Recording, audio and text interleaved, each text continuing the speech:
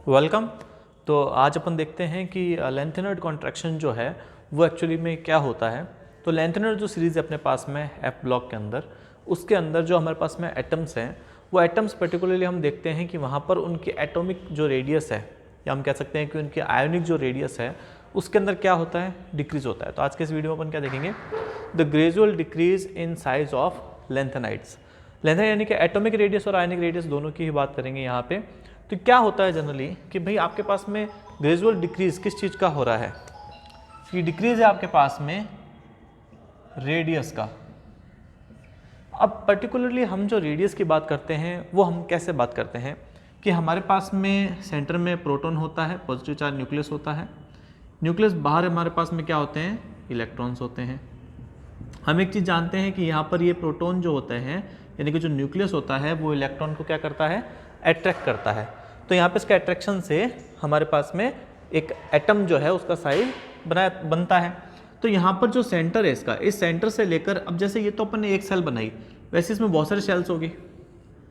इनमें सबसे बाहर की जो सेल होती है ना, इस न्यूक्लियस से सबसे बाहर की जो सेल मान लो ये है, तो हम ये बोलते हैं इसकी क्या है, रेडियस है। ठीक है, ये जो रेडियस होती है ये हमारे पास में कैसे डिपेंड क्या करती है, किस चीज़ पे डिपेंड करती है ये, क्योंकि यहाँ से लेकर यहाँ तक में, यहाँ पर इसके बीच में जो ये एरिया है, इस एरिया में कुछ दो फैक्टर वर्क करते हैं। कौन सा? सबसे पहला वर्क करता है factor nuclear charge. Nuclear charge क्या है कि हमारे पास में जो सेंटर में न्यूक्लियस है, इस न्यूक्लियस के अंदर नंबर ऑफ प्रोटॉन्स हम कह सकते हैं कि अगर वो इंक्रीज हो, न्यूक्लियर चार्ज अगर इंक्रीज हो तो यहाँ पर क्या होगा, पॉजिटिव चार्ज जो होता है न्यूक्लियस में वो बढ़ेगा। पॉजिटिव चार्ज बढ़ने के कारण क्या होगा कि हमारे पास में जो इलेक्ट्रॉन्स है वो इसकी ओर अट्रैक्ट होंगे। अगर आपके पास में प्रोटॉन का नंबर बहुत ज़्यादा बढ़ जाए और आपके पास में इलेक्ट्रॉन का नंबर कम रहे तो क्या होगा, आपका न्यूक्लियस जो होगा वो सारे इलेक्ट्रॉन को अपनी ओर अट्रैक्ट करेगा। और अगर ये अट्रैक्ट करेगा तो आपके पास में एटॉमिक रेडियस का साइज क्या हो जाएगा, छोटा हो जाएगा। तो एटम का साइज क्या हो जाएगा, छोटा हो जाएगा। दूसरा जो फैक्टर होता है shielding electron and boundary electron का अपन रिलेट कर सकते हैं। कैसे? पहला हमने फैक्टर तो यहाँ देखा जिसमें इलेक्ट्रॉन जो है वो अट्रैक्ट हो रहा है न्यूक्लियस की तरफ। तो न्यूक्लियस का अगर अपन चार्ज इंक्रीज कर देंगे तो यहाँ पर क्या होगा, इलेक्ट्रॉन ज़्यादा अट्रैक्ट होंगे। लेकिन अगर इस कंडीशन में एक और बात यहाँ पे फैक्टर जो वर्क करता है कि न्यूक्लियस की ओर इलेक्ट्रॉन तो अट्रैक्ट होते हैं, लेकिन इलेक्ट्रॉन और इलेक्ट्रॉन जो हमारे पास में अलग अलग शेल्स होती है उनमें इलेक्ट्रॉन एक दूसरे को क्या करते हैं, प्रतिकर्षित करते हैं। प्रतिकर्षित करने क्या होता है कि ये जो परिधि वाले यानी कि बाहर वाले, बाउंड्री वाले जो इलेक्ट्रॉन्स हैं, इनके अंदर जो सारे इलेक्ट्रॉन्स होते हैं ये क्या करते हैं, न्यूक्लियस को अट्रैक्ट होते हैं। ये जब अट्रैक्ट होंगे तो यहाँ पर इस न्यूक्लियस के बाहर ही क्या कर देंगे, इसकी शील्डिंग कर देंगे। इसकी न्यूक्लियस की शील्डिंग होने के बाद में इस कंडीशन में न्यूक्लियस का जो न्यूक्लियर चार्ज है वो बाहर वाले जो बाउंड्री वाले इलेक्ट्रॉन्स हैं उनके ऊपर ज़्यादा वर्क नहीं करेगा। ज़्यादा वर्क नहीं करेगा तो ये क्या होंगे, लूजली अट्रैक्ट होंगे।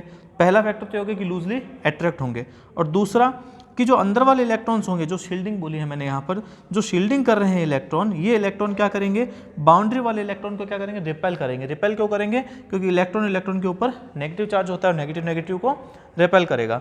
तो प्रतिकर्षण के कारण इस कंडीशन के अंदर अंदर वाले इलेक्ट्रॉन बाहर वाले इलेक्ट्रॉन क्या करते हैं, प्रतिकर्षित करते हैं। तो इस कंडीशन में क्या होता है, पहली बात न्यूक्लियर चार्ज भी नहीं लग रहा बाहर, दूसरा अंदर वाले इलेक्ट्रॉन बाहर वाले इलेक्ट्रॉन को क्या कर रहे हैं, प्रतिकर्षित कर रहे हैं। तो इस कंडीशन में न्यूक्लियस का साइज एटम का जो साइज है वो क्या हो जाता है, बढ़ जाता है, क्योंकि हमारे पास में यहाँ पे प्रतिकर्षण हो रहा है, आकर्षण ज़्यादा काम नहीं कर रहा है, तो इससे क्या होता है, इसका साइज इंक्रीज हो जाता है।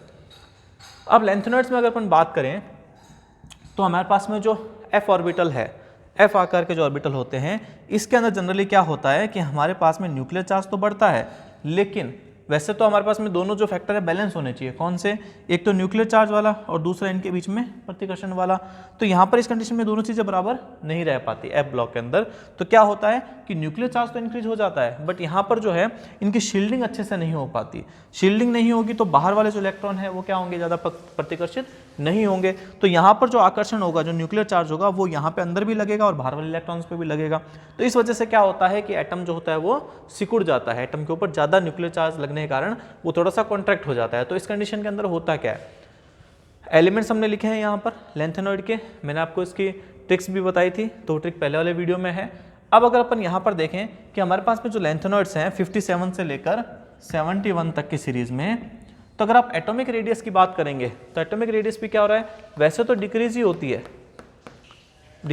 है, बट दो जगह क्या होता है यहाँ पर देखें कि यहाँ पर जो F7 है, जिसके अंदर हमारे पास में F के अंदर 7 इलेक्ट्रॉन है, 6s में 2 इलेक्ट्रॉन है। तो इस कंडीशन में ये क्या है, हाफ फुल फिल्ड हो गया, और नीचे हमारे पास मीटर में क्या है, ये फुल फिल्ड हो गया। इस कंडीशन के अंदर हमारे पास में ये जो हमारी जो एटॉमिक सीरीज के अंदर डिक्रीज है एटॉमिक रेडियस में, वो यहाँ पर पर्टिकुलरली वर्क नहीं कर पाता ड्यू टू स्टेबिलिटी।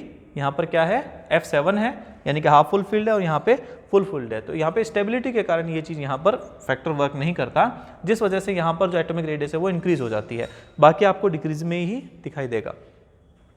ये वाले जो सीरीज है हमारे पास में यहाँ पर, जिसके अंदर हमने आयनिक रेडियस की बात करी है, आयनिक रेडियस भी कौन सा है कि यहाँ पर आपके पास में ये जो लेंथेनम है मान लो, तो लेंथेनम किस में हो गया, +3 ऑक्सीजन स्टेट में, सीरियम भी किस में हो गया, +3 ऑक्सीजन स्टेट में।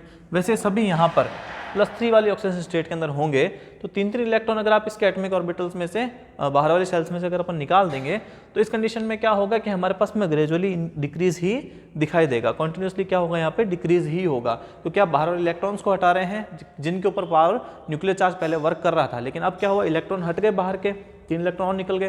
तो अब जो कम इलेक्ट्रॉन बचे हैं उनके ऊपर जो न्यूक्लियर चार्ज लग रहा है वो ज़्यादा लग रहा है, और वो न्यूक्लियर चार्ज क्या करेगा, आपके पास में बाहर वाले इलेक्ट्रॉन्स को अट्रैक्ट ज़्यादा करेगा। तो इलेक्ट्रॉन्स की संख्या कम है, बट हमारे पास में नंबर ऑफ न्यूक्लियर चार्ज क्या है, वो ज़्यादा हो गया, जिससे कि हमारे पास में इलेक्ट्रॉन अंदर की ओर अट्रैक्ट होगा। तो कॉन्टिन्यूसली हमारे पास में ग्रेजुअली क्या हो रहा है, इस चीज़ में डिक्रीज हो रहा है, जिससे कि हमारे ऊपर की तरफ तो रहते हैं एटम का साइज बड़ा होता है, फिर हमारे पास में नीचे आते आते एटम का साइज क्या हो जाता है, आयन का साइज बोल सकते हैं, छोटा होता जाता है। ठीक है, तो ये हमारे पास में ग्रेजुअली डिक्रीज देखने को मिलता है, जिसे हम लेंथेनॉइड कॉन्ट्रैक्शन कहते हैं।